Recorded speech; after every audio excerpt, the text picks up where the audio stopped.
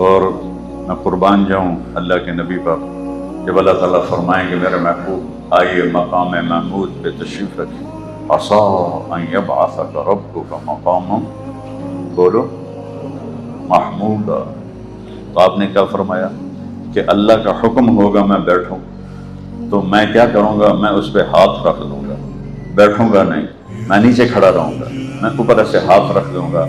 مجھے ڈر لگے گا کہ یہ مجھے لے کے جنت میں چلا گیا تو میری امت پیچھے اکیلی رہ جائے گی، تو جب تک میری امت کا فیصلہ نہیں ہوتا میں پہلے نہیں جاؤں گا۔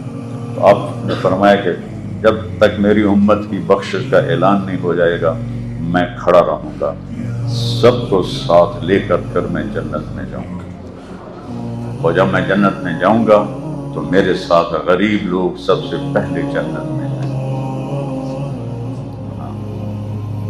اور ایک عورتوں کی جماعت آپ سے پہلے آگے گزر جائے گی۔ آپ ان سے فرمائیں کہ تم کون، مجھ سے پہلے آگے جا رہی ہو؟